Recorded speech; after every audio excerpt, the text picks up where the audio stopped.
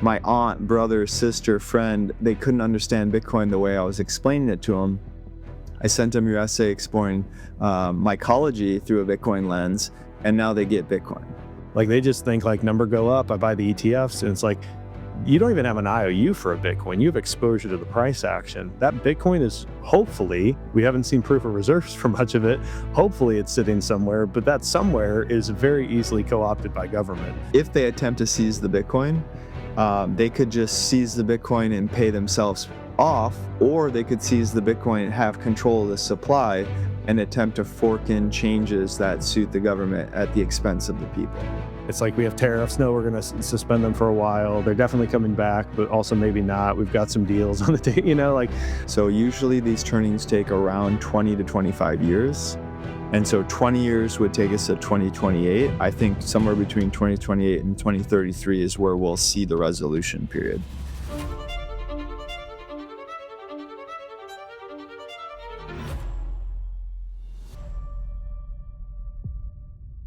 Hey everyone, Michael here with the Bitcoin Way podcast. Thank you for tuning in. Today on the show, I have Brandon Quittem. We had a fascinating conversation, in particular about the fourth turning.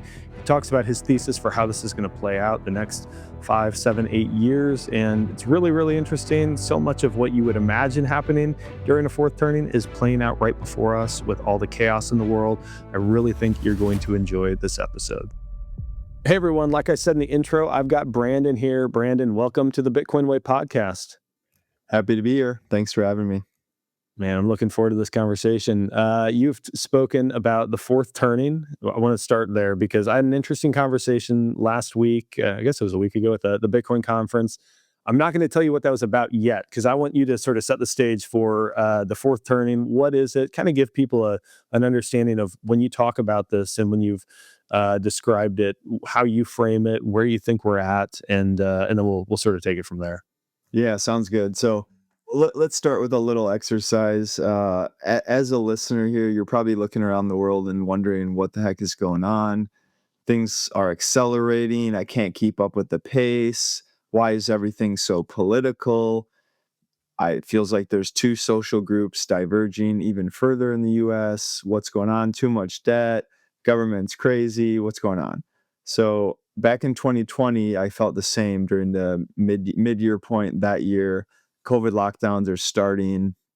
I see the world acting absolutely crazy. In the back of my head, I'm thinking, hey, maybe America is not just going to bend over here and do whatever the government says if it's not in their best interest. And instead, what we got was neighbors calling the cops on other neighbors and getting shamed for not wearing a cloth mask outside going for a walk. Like the world was just going nuts. And so if you're feeling any of that, I felt the same thing. And that's what led me to the fourth turning. So I'm manic, maybe not like clinically manic, but I'm feeling relatively manic, cooped up in my house in Minneapolis, like 2-3 miles from where George Floyd died. And I start reading all these books and doing crazy research in my attempt to make sense of the world. Whether or not that's even possible, I'll leave that aside. But I found the Fourth Turning book, and in that book, they gave me a thesis that I thought most accurately mapped to what we were experiencing at the time. And we can go into what that is. So essentially found a thesis, mapped it to the world. All of a sudden, why was the world acting so crazy? Why were we collectivizing in a way that I didn't see coming? That's all explained by the thesis. And so it gave me some comfort knowing that we've been here before. It's not so crazy to go through this, and it seems rational in some weird sense. And so that's sort of the frame. That's how it entered my life. Wrote a big essay about it. Got quite popular in Bitcoin land. And now it seems like anyone related to Bitcoin got a cultural software update, and we now understand the fourth turning lens, and we can kind of see the world that way. And so it's found its way into Bitcoin culture, which is quite interesting. I'm happy to play a small role in that. So, okay, what is this thing? The authors were historians and demographers, Bill Strauss and Neil Howe. They wrote a series of books exploring those two topics, and they wrote a book called Generations, I want to say in the late 80s, maybe early 90s. And through that process, they looked, let's say, 500 years back in the US, just looking at the different demographics, and they identified these generational cohorts of, let's say, around 22 years each. And what they found was that for every 4 generations, a new cycle would start. Okay, and the end of that cycle, they later called the fourth turning. But I bring it up to say they weren't looking for patterns. They just discovered this weird pattern on accident by studying long term history. And what they found is roughly every 80 to 90 years, society would go through a massive crisis period and essentially re architect global power structures, our institutions, think government, politics, military, where are the lines in the sand between countries, what international governing bodies do we work with to maintain stability in our society. All those things get reset in that fourth turning period. I'll skip to the punchline. We're in it right now, which is why things are going crazy. And unfortunately, I think they're going to accelerate from here, and call it by 2030, maybe even as late as 2033. I think we'll be on the other side of this thing. And so that's the super high view. Now, what goes into this long-term cycle? The authors call it a saeculum, which means essentially a long human life. And so essentially, no one around during the last fourth turning period, which was 1929 to 1945. So Great Depression, stock market collapse, Great Depression, ultimately World War II. And on the end of World War II, we created the Bretton Woods financial system, the World Bank, IMF, NATO, and a little bit earlier, we did all these crazy things like deficit spending. We created Social Security, FDIC, right? All these social safety nets to essentially respond to the previous crisis period. So, hey, you lost all your money in the bank. Well, guess what? Now we have FDIC insurance. So the banks are covered by this new insurance scheme. Oh, you lost your job. Well, don't worry, we have unemployment insurance, we have Social Security when you retire, right? So we essentially respond to this crazy period and we re architect the world in that response. And then 80, 90 years later, those institutions that were created again in the 30s and 40s have now essentially, they're no longer useful in today's context. And the world starts to fall apart. And we don't have these strong institutions to keep order around, and we all of a sudden collectively look around and we say, hey, wait a minute, society's going off the rails. We better do something about this. And our intuition or whatever as a species in that moment is something like, hey, times are hard and we need to make massive sacrifice. We need to band together in order to overcome this existential threat. And whether it's actually existential in the form of a World War II scenario, or the previous fourth turning was the Civil War and then the Revolutionary War, right? So we have all these different total war periods that map to fourth turnings.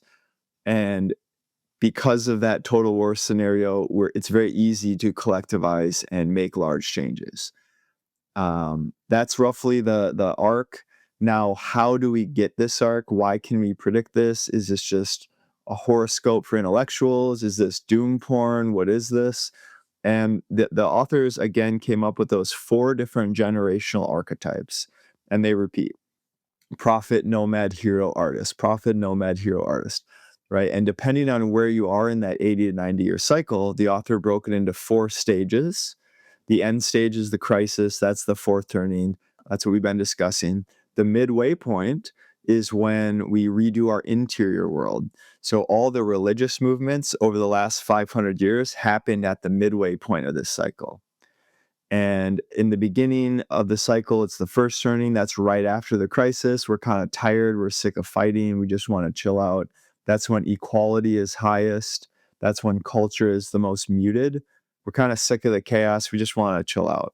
The last one was white picket fence, 50s, leave it to Beaver, right? That era.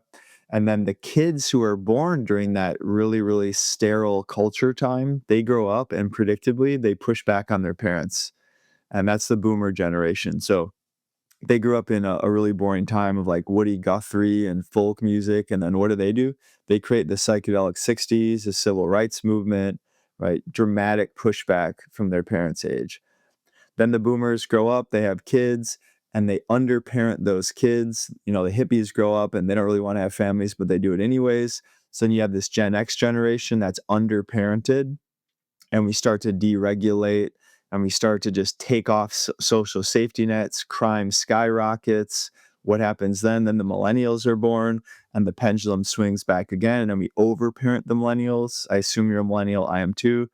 This is seventh place ribbons, DARE program, baby on board stickers. You can see it in the media, right? We go from Terminator and the Goonies to like laugh track sitcoms and family drama TV shows, and the little kids are always the heroes instead of like the lost kids, right?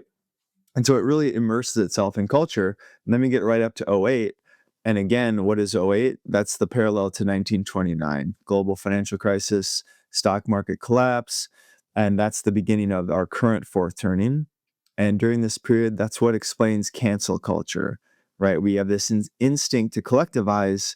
And so we also have an instinct to kick out the people who aren't on the mission with us. So you're either with us or you're against us. And that sort of breeds the grounds for the division. And politicians, they capture this moment. I don't think they do it consciously. They just do it for their own interest, which is in the 90s. If there's bad things going on around the world, the politicians will minimize the negatives. They'll say, hey, it's not so bad. Don't worry. We're all good. And then from '08 on, the politics changed, right? It's hope and change. It's make America great again, right? The politicians emphasize the negative and they demonstrate or they attempt to demonstrate how I as a candidate or I as a party can come in and save you guys from the bad stuff, right? So it's complete opposite. And again, the last point here, which is how do you know which cycle we are? Well, it depends which stage of life those archetypes are in. Are the idealistic boomers in charge? Okay, fine. Then we're going to have a certain type of politics. Are the heroes at this stage or that stage? Where are the artists? Right? If you're a young person and you're born during a certain period, well, the context around your birth and your upbringing is relatively similar to all your peers. So again, we're millennials. We're born in this period of overparenting. So we all kind of grow up in the same context. And the millennial generation gets forged by the context in which we were raised. And then we become older and we start to push back on the world in this predictable way. And so it's really the constellation of those archetypes that define the mood. And the mood is what we can use to predict how we respond to catalysts. We can't predict a catalyst, but we can loosely predict how society will respond, again, based on that constellation of archetypes. And yeah, Okay. that's a lot to chew on. Let's start with that. Where do you want to go? No, no, no. Well, I think that was about as succinctly put as I think you could. A great explanation. So, how long does the turning typically take? And so here, I'll fill you in on the conversation I had. And unfortunately, we didn't get to dive down this rabbit hole far. I had like a 4 hour dinner, and we were talking about how Bitcoin should be used and everything. So we didn't really talk fourth turning much. But the individual who I was speaking with said something to the effect of he felt like the fourth turning was COVID, and now we're kind of out of it. You've indicated that this maybe ends late 20s. And to me, because he's like, if I told you they're going to shut down the world, this and that, like everyone's going to be crazy, and everything he described that happened during COVID, wouldn't you say that sounds like kind of the climax of the fourth turning? And to me, I look at the world and I'm like, if this is not still the fourth turning, then I'm not looking forward to the first. So what's that typical time frame in which a fourth turning kind of makes its turn?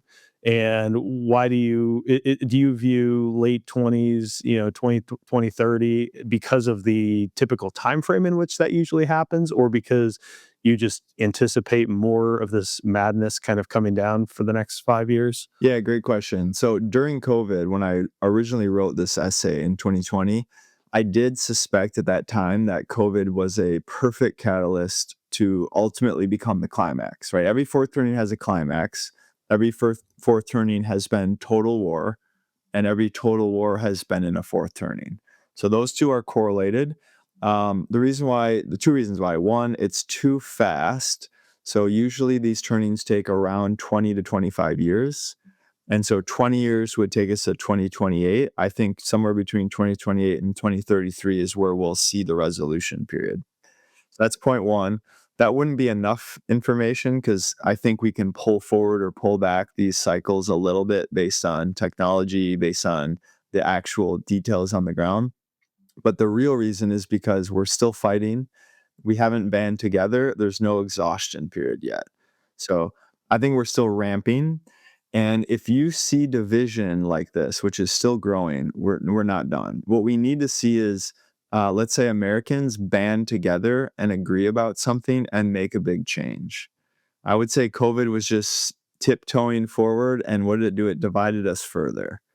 And Yeah, so right. there was a world where we all band together and quote fight the virus and we're all on the same side. But instead, the virus wasn't as big of a deal as it was made out to believe. There was a lot of tyrannical activity from our government in the process. So it just made it worse. And Yeah. so, Yeah, that was kinda my sense 'cause, candidly, for all of the tyranny of COVID, it was for me, like, my wife and young daughter and I hunkered down and, like, we had a pretty good time, and, like, we live close to family, we're fortunate, like, we could get out and, like, see them even though we weren't allowed to do a whole lot of other things. But to me, it didn't as crazy as it was, it didn't feel quite like the world was falling apart, and now I'm getting signals of more widespread calamity to come potentially, like, I don't know what the impetus would be for a world war exactly because I don't think there seems to be an appetite for China or Russia, which are kind of the boogeymen in my view of the United States. But I agree with you. Like we seem very far from any level of like consensus around here's our path forward together collectively. I mean that feels like a pipe dream at the moment. So uh, okay, so do you have a thesis then on what you do you think war is going to be going to define the next 5 to 8 years, or do you think that's just one potential outcome, but you've got maybe something you think is more likely? yeah. So back to the previous point, all fourth turnings have had a large war. And Hmm. so, and all large wars have been in a fourth turning. So I think the money is on, we are going to have a large conflict, larger than we've had in the last 80 or 90 years coming up here. But I want to be cautious and say, I don't think the thesis requires war. It just requires a catalyst large enough to get us to make massive sweeping changes around the world. But again, I would bet on war. So what do I think it looks like? I think one risk is that America fractures even further and we accelerate something into something like a Civil War 2.0. Now, do I think that's extremely likely? Probably not, but I think that we're heading down that path. It wouldn't take too much to turn the context in America now into something like a civil war. Right, you have LA ICE, going after immigrants right now around the country. LA feels like it's erupting, right? So there could be a world where we overstep policy on immigration, let's say.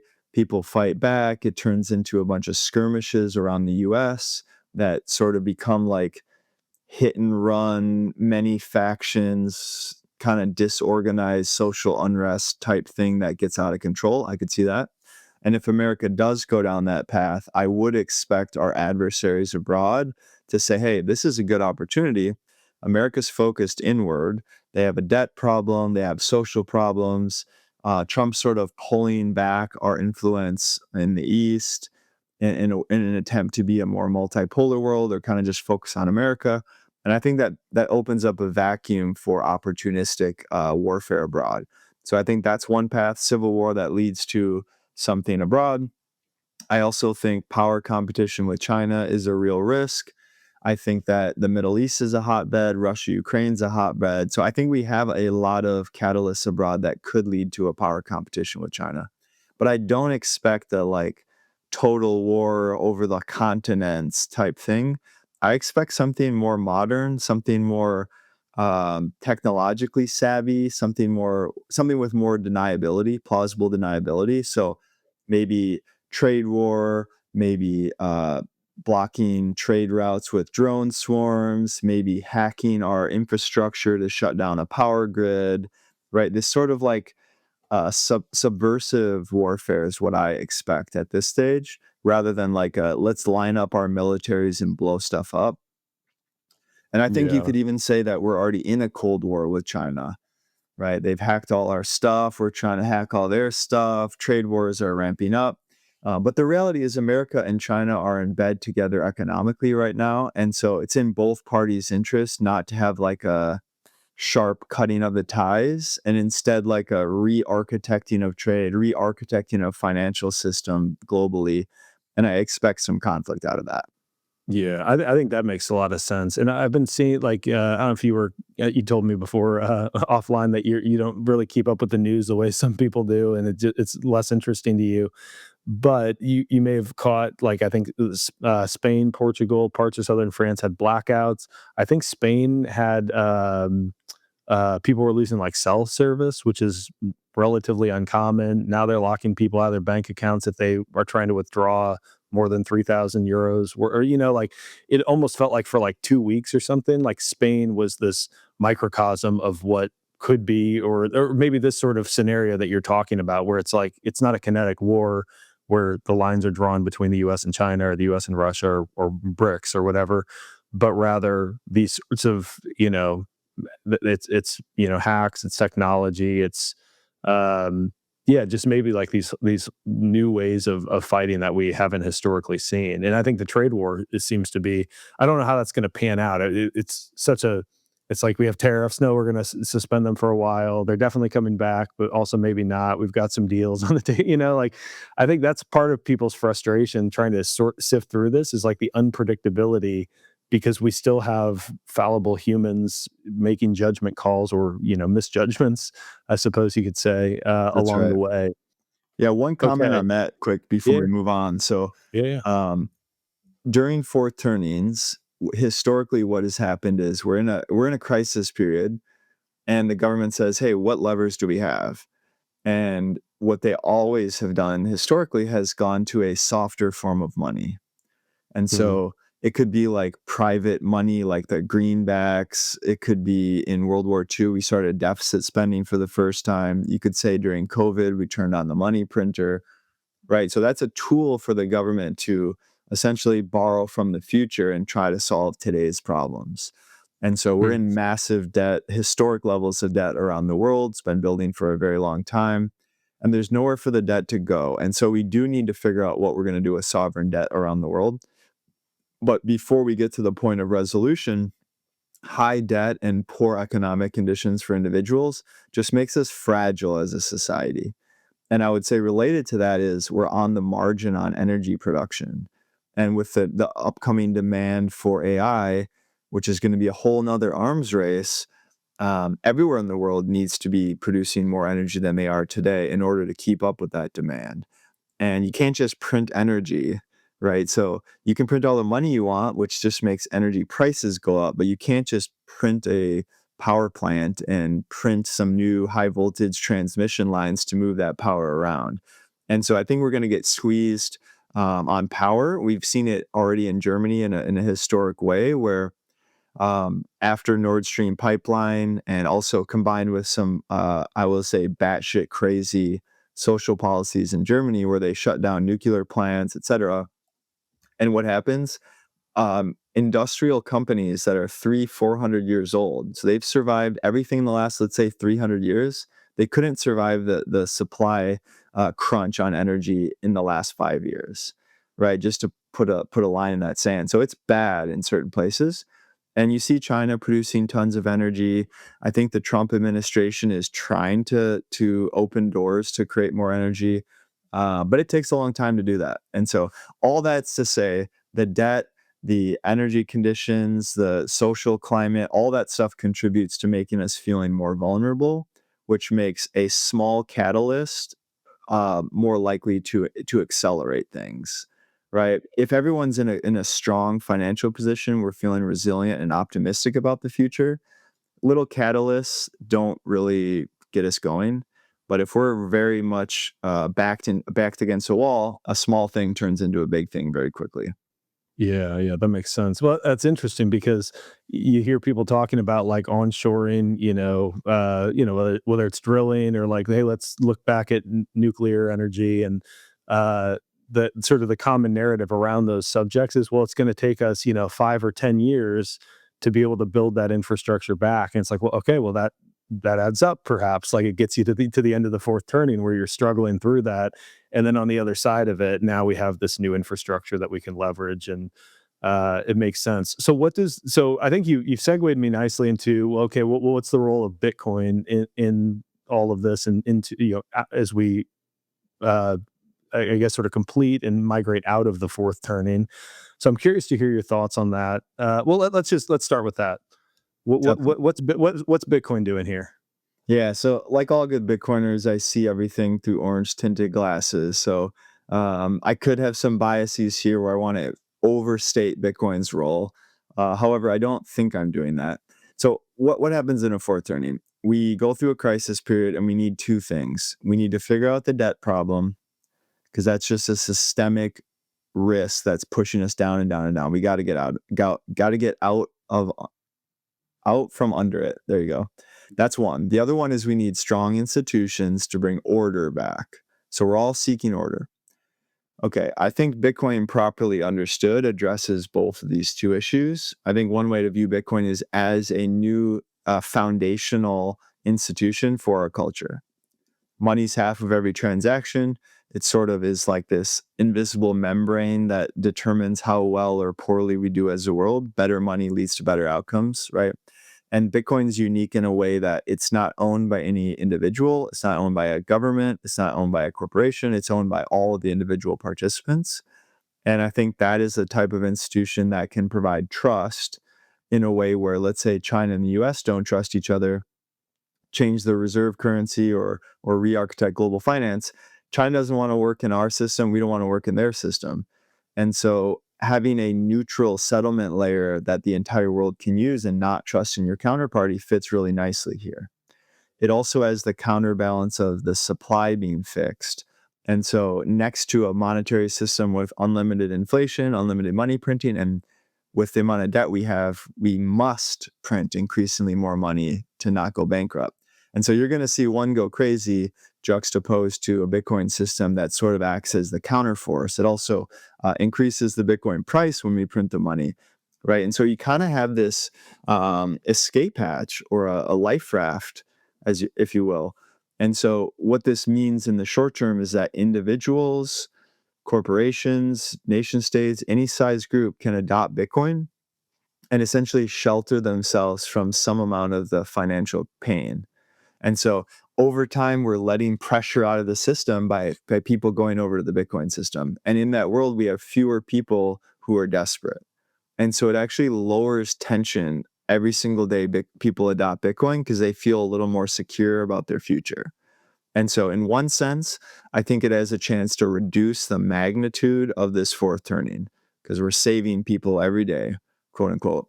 And then at the mature state, we need to redo the financial system. So I think Bitcoin has a chance to take center stage here as the new global settlement reserve asset. And TBD if we're going to get there. I predict gold will have one more attempt here, at least by some countries around the world. But I do think Bitcoin is the right next step for the world.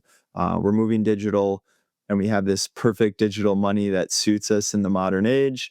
And the institutional grade, like safety it brings to people, I think is the other side. So I view Bitcoin as fourth turning money. It was born at the start at the global financial crisis. Obviously, the intellectual history is earlier, but the cypherpunks and others could, I think, forecast what happens in a digital age. And so they were laying the groundwork in the third turning. As soon as the fourth turning hits, Satoshi drops the white paper, and Bitcoin essentially has only known a fourth turning. And it's the most resilient software project we've ever created, and it's the most resilient money we've ever created. So I think it also had to be born in the fourth turning, because I don't think people would have adopted such a Spartan technology if it didn't have a little bit of chaos around us, right? If all financial system and economic stuff were humming and everyone's feeling pretty good there's no incentive to go find this Bitcoin thing. But because Bitcoin is born in chaos, it leads to adoption at an accelerated rate. And so I think it's fourth turning money. I think in the first turning, we will be on a Bitcoin standard globally. Doesn't mean we won't have dollars or other fiat currencies, but I think we'll move away from a US Treasury system, which is essentially the reserve asset today. I think we're going to move away from that and instead store the fruits of our labor in Bitcoin rather than US government debt. Is there some sort of a debt jubilee that you anticipate, or is it governments adopt Bitcoin and then are able to pay down their debt? Or because I'll just tell you, feel free to push back on this. I've anyone who's listened to this podcast for any length of time knows my opinion of strategic reserves for governments is it's not something I'm excited about. I don't like governments having more power, even if they could leverage Bitcoin to pay down the debt. First, I think it would have to be done through some sort of theft because that's the way that governments accumulate, money or anything. But I'm concerned that it would be something that okay, you can pay down the debt because of the value and the purchasing power of Bitcoin increases, and then we're kind of back to square one. It's not really adopted as money; it's adopted as this thing to pay down the debt. And then the money printer turns on again because politicians want to spend and give freebies and this and that. And so we kind of like I view the problem as a spending problem more than a debt problem. Obviously, we have a debt problem, but the debt problem didn't just magically appear. It's because of years and years, decades of spending money that we just don't have, or we shouldn't we shouldn't have created. So I'd be curious to hear your thoughts on like the strategic reserves, but also how you think maybe that fits into it.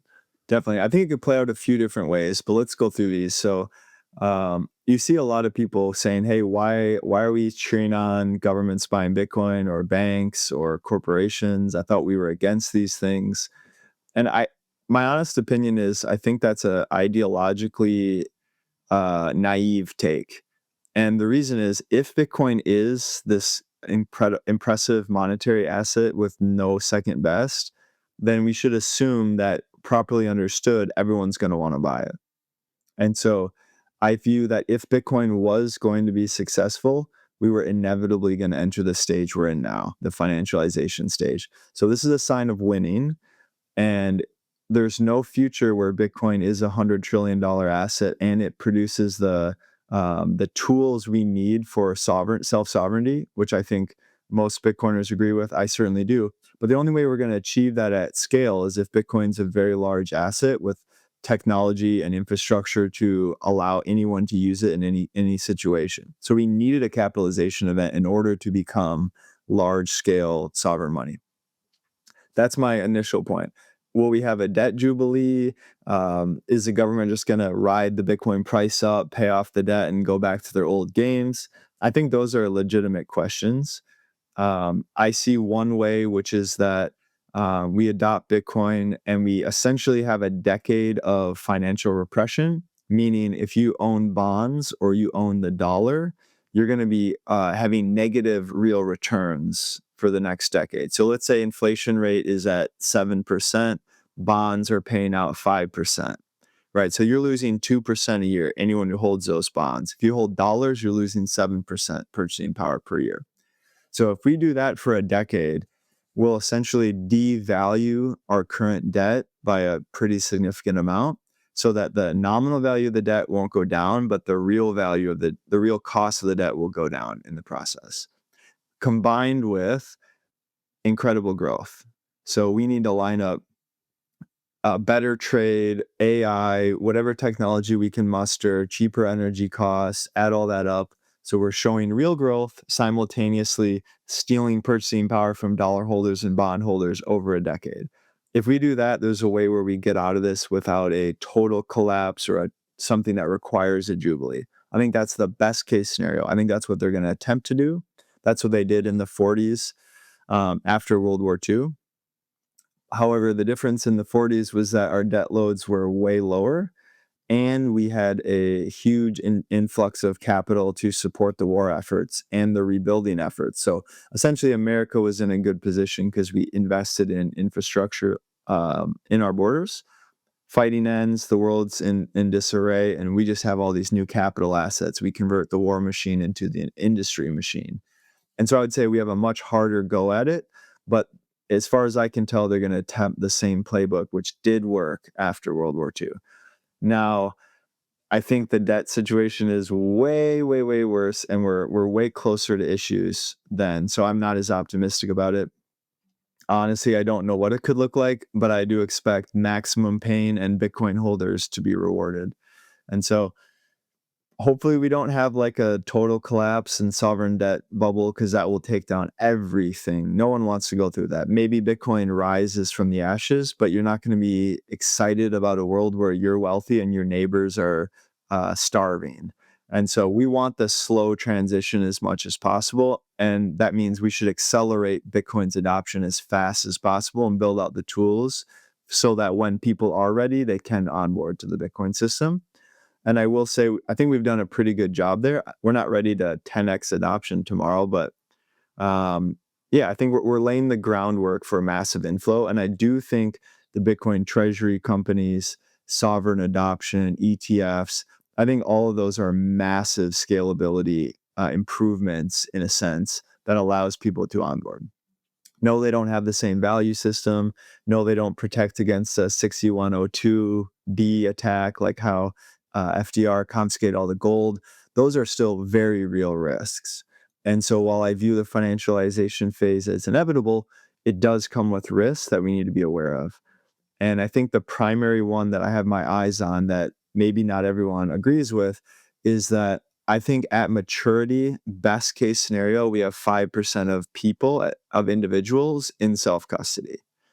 And the reason is self custody, it's not that hard, but the average person does not want that much responsibility and they would much rather trust a bank. Trusting a bank or trusting some institution to hold your money is really easy to do, and people want that. And so I expect it. But on the other side of that, what we need is at least, let's say, 51% of the supply held by those 5% of individuals in self custody. So it's really about the supply concentration in my mind. And so what that means is we need the wealthy Bitcoiners to have self custody, and overwhelmingly today they do hold their keys, that hold their Bitcoin private keys themselves. And I think that's not really from some strategic way. That's simply because Satoshi released the supply schedule so ruthlessly in the beginning, right? Half of the 21 million issued in the first 4 years, then a quarter of the total supply issued by year 8, 75% of the supply by year 8 before most people even heard of Bitcoin, right? And so that early ideological people, they hold most of the supply overwhelmingly in self custody. So we have a buffer now that gives me some confidence. But as we march forward, that supply will increasingly become in some sort of a third party custody arrangement. And so that's to me the metric to watch. I mean, you gave me a lot to think about. In a lot of ways we could potentially take this. So I'm curious, could you maybe just double click on why you think the importance of having 50, call it 51% of supply matters in this small handful of individuals who, are in self-custody, probably running nodes? Like what's the significance of the supply Yeah. specifically? Because I agree with you. I'm an open-minded guy. So if I'm ideologically naive, and I agree with you too that the that all of everything that's happening was inevitable, and so it's not so much like, oh, the governments. My issue with governments is more of uh, like the value that they have has been extracted. What Michael Saylor's doing or what anyone else is doing, like I have my issues with, like I'm not interested in buying that product because I want to buy Bitcoin, and like I'm not here to speculate on fiat equities. But I think like corporate adoption is a great thing. Like the more companies we can have buying, the more individuals we can have buying. I would love for it to see more of it outside of the hands of one or two major custodians. I think that is a real risk. And to your point, Agree. people downplay it, or just I think most people don't even understand it. Like they just think like number go up, I buy the ETFs, and it's like you don't even have an IOU for a Bitcoin. You have exposure to the price action. That Bitcoin is, hopefully, we haven't seen proof of reserves for much of it. Hopefully it's sitting somewhere, but that somewhere is very easily co-opted by government. That's right. Um, so anyway, I just said a lot. Tell me why you think 51% for this small group of self-custody holders is so important. Yeah, and just to emphasize the point, it's more about the 51% supply. I don't care if it's in a small number of hands or a large number of hands. I prefer more hands holding the 51%. I just think realistically, most people won't want to do self-custody. They'll accept the trade-offs of custodying their Bitcoin with an institution. But the reason why I say that is exactly what you mentioned around not enough custodians holding the supply. So, okay, Mm. worst case scenario, sovereign debt bubble in the next 5 years, hot war with China, the world's blowing up all over the place, chaos is ensuing, right? And that world will have extreme inflation because the US government will have to print all the money they have to print new money to buy our debt to keep the game going. And Mm. then they say, hey, things are looking pretty bad. Bitcoin's worth 10 trillion now. Half of that roughly is held in the US. What if we just nationalize miners, nationalize Coinbase, nationalize MicroStrategy or strategy? That's the risk I'm worried about is if push comes to shove, governments around the world will attempt to seize the Bitcoin, or they may. And so if they attempt to seize the Bitcoin, they could just seize the Bitcoin and pay themselves off, or they could seize the Bitcoin and have control of the supply and attempt to fork in changes that suit the government at the expense of the people. That's what I'm trying to prevent. So Okay. if the honeypot is large, they increase the risk of going after it. And if the honeypot's too large, they'll go after it and they could theoretically fork the supply and create new rules. And so that's the extreme risk I'm worried about. Okay.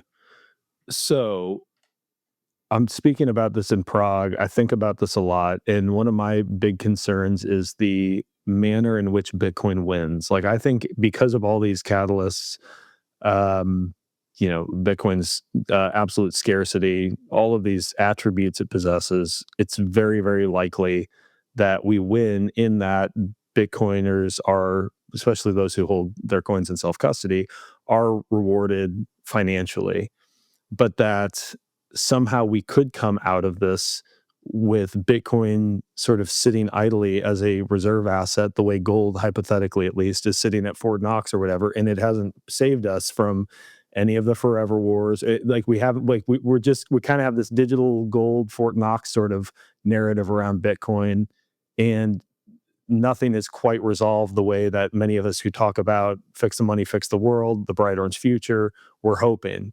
Is that something you worry about, could anticipate, or do you think I'm crazy and like, don't worry, it's going to be used as currency and people are going to exchange, buy fighter jets with Bitcoin, that sort of thing. And so it's going to limit the ability of government to do some of the, terrible things that government tends to do. Yeah, it's the right question. I absolutely worry about it. I've been working on an essay off and on for years. Once I had our first child, I slowed down my writing a little bit, but I have an essay that I need to dust off and publish that goes over this exactly.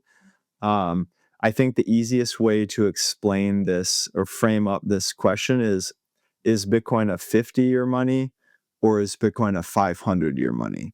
If we look over the last few hundred years, let's say every 30 to 80 years, we swap out our monetary system in some way, right? We went on Bretton Woods after World War II.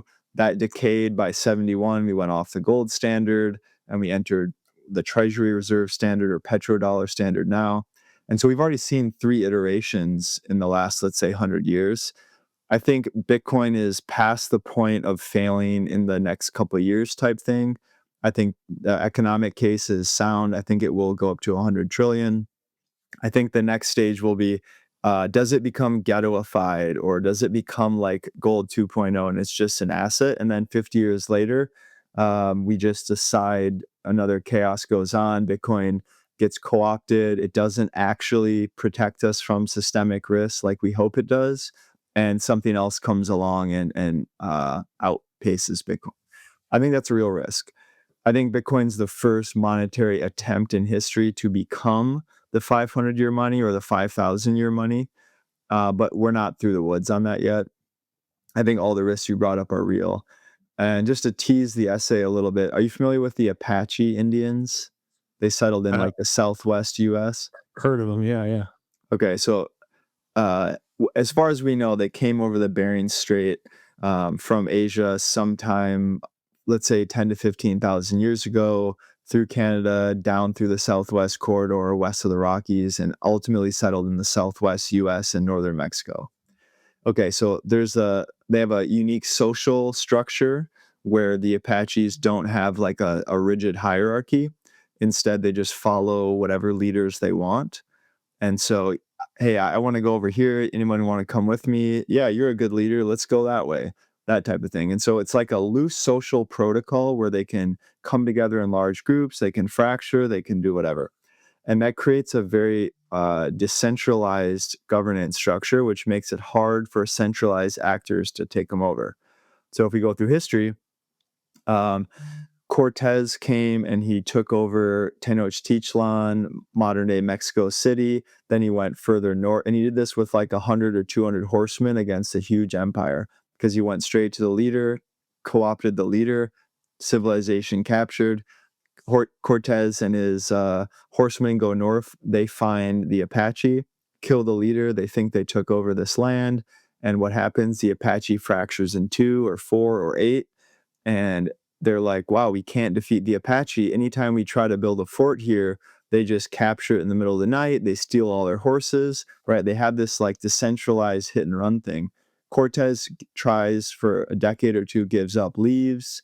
Later, Mexico gets their independence. They go north. They try to capture the territory. They run into the same problem. They can't stop the Apache. They're everywhere and nowhere all at once. They give up. Then the U.S. Western migration occurs. We try to take over their lands. The U.S. fails. So now we're at like 300 years of this. They have less technology. They have less people. They shouldn't be able to withstand the biggest armies in the area, and yet they do. Okay, so it kind of sounds like Bitcoin, right? The Apaches, they're everywhere and nowhere. You can't stop them. And they push decision making to the edge. So it's really like a whole bunch of little leaders acting locally in their best interest. Fast forward to the punchline, what happens? Ultimately, the US says, hey, we can't fight them head on. It's too expensive. We can't hold the land. Let's try to co opt them. So they go to the leaders and they give them 100 head of cattle and they say, hey, here's some wealth. Here's a peace offering. Distribute it amongst your people however you see fit. What happens? The leaders create a council and they try to attempt to distribute the wealth. Historically, they don't keep wealth. They're on horseback. They move around. It's your tools. It's your knowledge. That's your wealth. All of a sudden, they give them all this cattle, and what happens? The Apache essentially corrupt themselves from the inside, and they end up ultimately on the reservations. And so we don't want Bitcoin to be co-opted from the inside and be put on the reservations. I think making all the Bitcoiners extremely wealthy will definitely pacify a large percentage of us and to say, hey, well, I don't need to fight the good fight anymore. I'm going to move to the Rocky Mountains in my citadel and live out my days with my family. I'm going to give up the fight. And so I think we're entering that phase. Um, I don't know where it's gonna go. I do trust the Bitcoin thing. I trust the cypherpunks and the Bitcoin psychopaths to make this thing happen, but it is a real risk, and I wouldn't say I have like extreme confidence that we get there, but I will say we have a chance for the first time ever to unshackle money from governments, and we should do our best not to squander this opportunity, because if we do take money away from state, I think it will lead to greater outcomes over the long term. And so we should give it everything we have.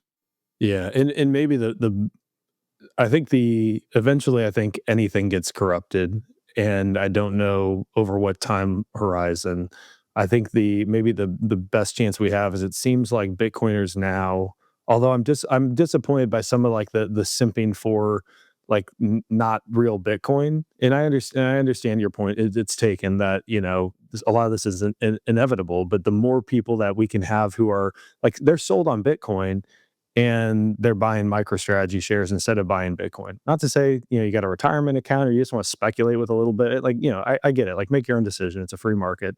But I wish we had more people talking about self custody, running a node, doing those sorts of things to get us to that, 5% or whatever that minimum percentage needs to be ultimately, to have longer term hope. I think the second thing that gives me hope is it seems like Bitcoiners are having more kids. We're talking about more traditional family values. I can tell you, like, when I was at the Bitcoin conference, I picked up like all the Tuttle Twins stuff. I like started reading, one of these books to my 6-year old. So like I'm hoping that like we sort of pass that vigilance down, but I think we need to have it and internalize it in ourselves to begin with. And I fear that there's a pretty large percentage of people who would describe themselves as a Bitcoiner who maybe haven't quite crossed that chasm.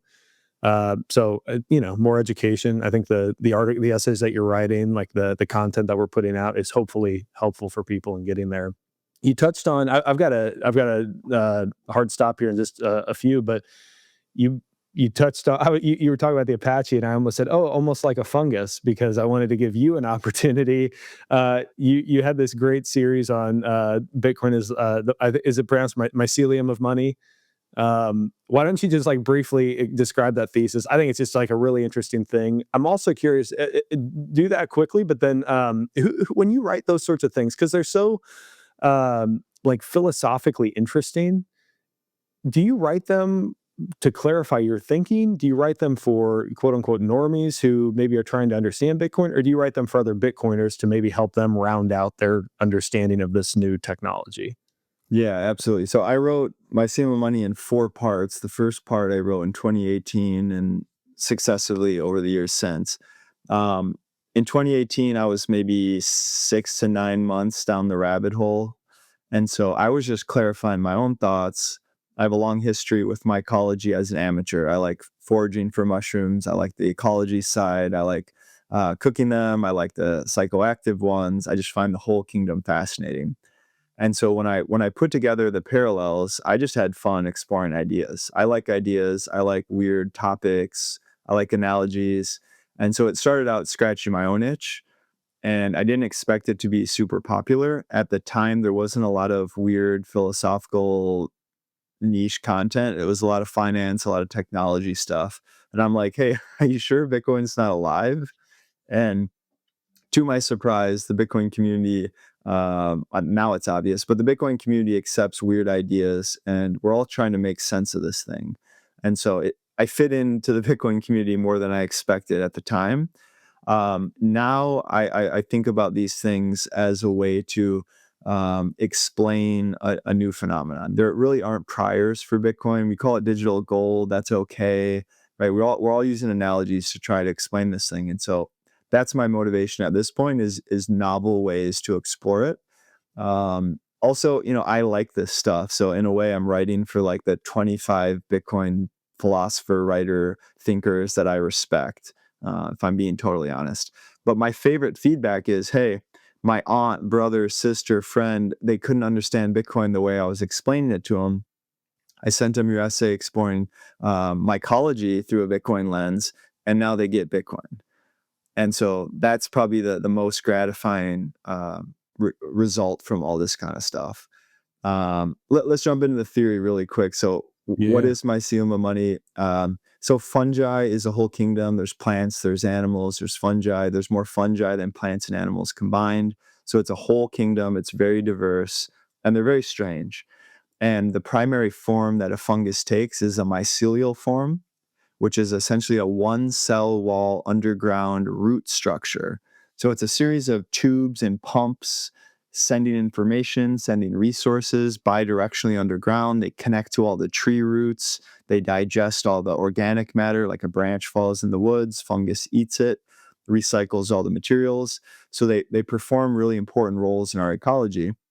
And if you cut a mycelial network in half, you have 2 mycelial networks. There's no central processing unit, there's no brain. It's more like a bunch of individuals working together with a common goal.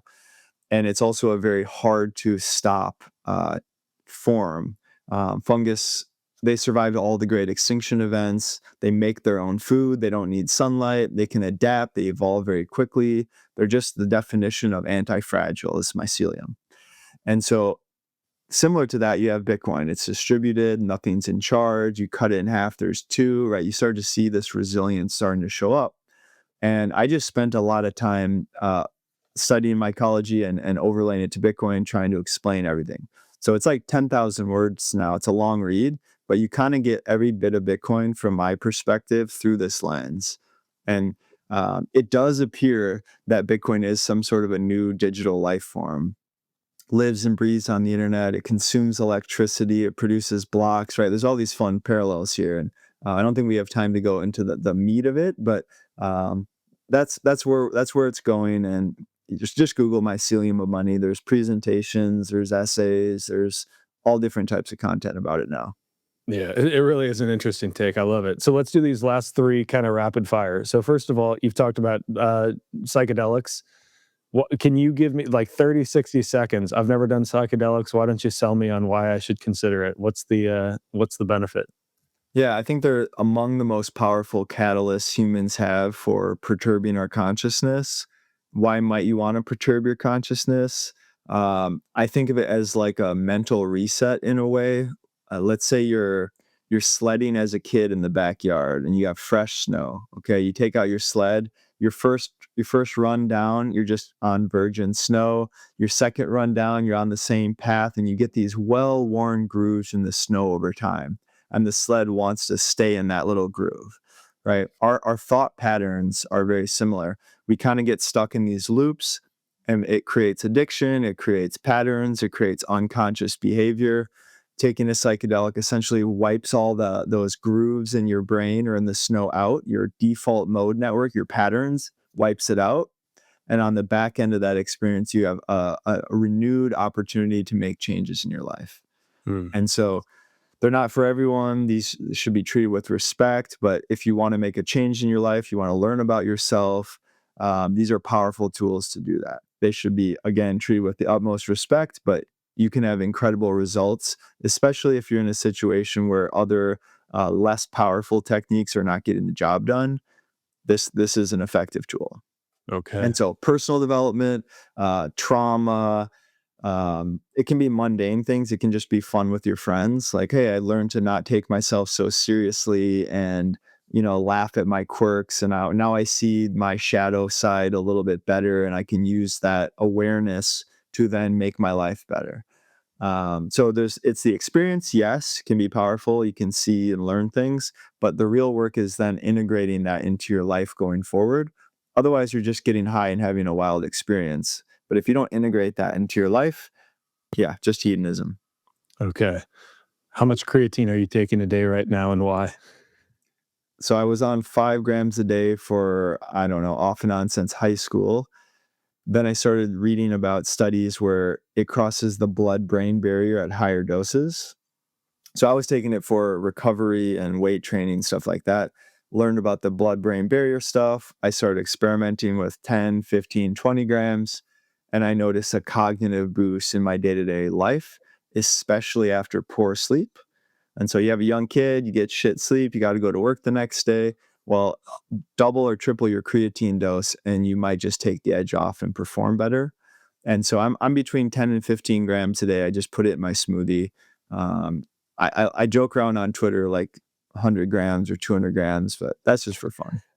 And that's all supplemental. So like if you're eating red meat or something, you're getting more of it naturally through your diet. But Correct. you okay, yeah, Yeah, the yeah. concentration's high in red meat, but you can't get anywhere near 20 grams eating Yeah. beef. Yeah. You'd have to eat like 4 or 5 pounds, I think. At least, yeah, something like Yeah, that. yeah. I've always taken on and off 5 grams. I'm a pretty big guy, so I upped it to 10, but now I've experimented with 15 or 20. I'll tell you, I haven't noticed necessarily a benefit. Maybe I need to like stop taking it for a little bit and then kind of get back on. I'm not sure, but I know that the benefits are there, whether I'm feeling them or not. In many cases, I think there's like an immunity, like a lot of things beyond just sort of the things that you feel. That's right. All righty, last question for you. What is an unpopular opinion that you hold, and you get bonus points if you offend some Bitcoiners with it? So I'm going to go back to what I mentioned earlier, which is that I think the ideal target at maturity is 5% self custody by Okay. individual. I think the self custody maximalist, I mean, my Bitcoin's in self custody. I think this is the right approach, but most people won't. And I think that it's okay. And so we should work on empowering people to take self custody. We should try to reduce honeypot risk, et cetera, et cetera, et cetera. But we should not shame our parents or some noob for buying the ETF. We should accept human psychology is real and we have patterns and it's predictable, and also do our best when people are ready to help them go into self custody. And I Yeah. also don't think it's a problem if we're at that level of self custody. Yeah, I think the important thing is just to emphasize we're at a stage where most of the people who have adopted Bitcoin up to this point can and probably should be in self-custody. Like they have the technical ability, they have the curiosity, they meet all the criteria to take self-custody. It's a matter of pushing them over the edge. I think a lot is yet to be determined about what are the options for people, as we go through a fourth turning and there's more demand. It's harder for people to get, to own a UTXO, for example. Like, where do we go from here? That's In the right. meantime, at the Bitcoin way, like, our emphasis is get into self-custody because you have that optionality today. Like, let's let's get to that 5%. We'd love for it to be more than 5%, but I suspect you're right on some level. It's going to be a finite number of people who really do have that. I think the more people we can get there, though, the better. So Yeah, and I think that's a good unpopular opinion. the What's more that? tax from the state, the more examples of why self-custody matters, the more, whatever different catalysts in the world that lead people to self-custody. Anytime that happens, we see a big boost, right? Yeah. Go ask Rodolfo if some exchange gets hacked, he sells cold cars like crazy for the next couple months, right? And so I expect more catalysts to bring people over, and the work you guys do and others is very important. I don't want to make it sound like I don't think it's important. I think it's really important, and every individual should want to do that. I'm just coming from a place of, at a certain point, the marginal user will not want to. Yeah, I think that's probably a reasonable position to take. In the meantime, let's get as many people on in self custody as we can. So, Yeah. Brandon, hey, this has been a pleasure, man. I wish we could go for another hour. I would have dug into a lot of these topics deeper, but a lot of fun. Really appreciate your time. Why don't you give a send off? Tell people where they can find you. Yeah, absolutely. Twitter's home base, or X, Quittem is the handle. DMs are open. Come say hello. I've been at Swan for 5.5 years. Really proud of what we built.